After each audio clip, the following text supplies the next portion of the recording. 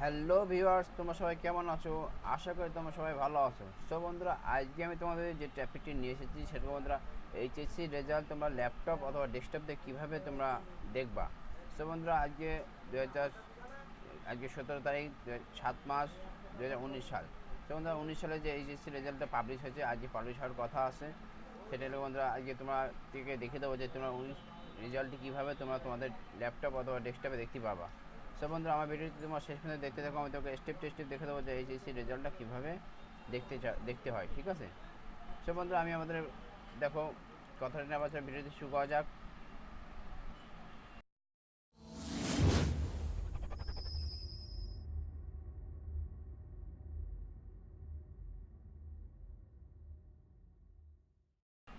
So বন্ধুরা, দেখো আমি আমাদের ল্যাপটপের স্ক্রিনে চলে এসেছি।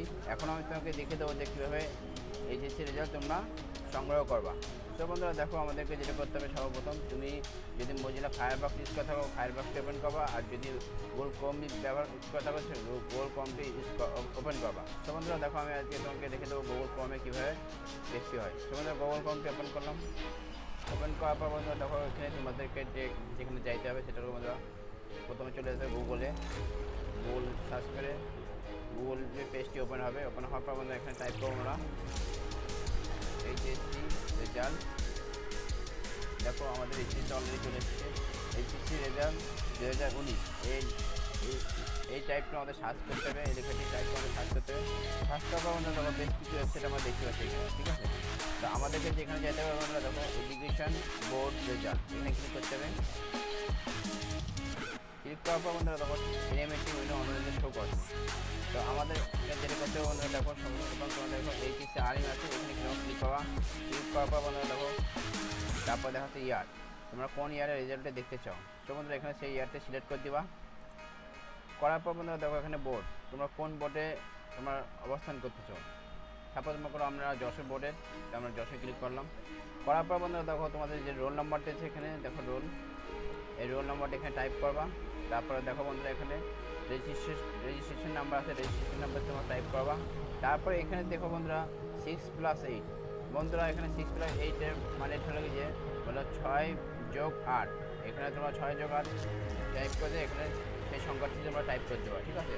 দেখো বন্ধুরা, 6+8 হলে কত হয়, আপনার 14 হয়। তো বন্ধুরা 14 ক্লিক করে এখানে সাবমিট করলেই তোমার ওখানে রেজাল্টটি চলে আসবে।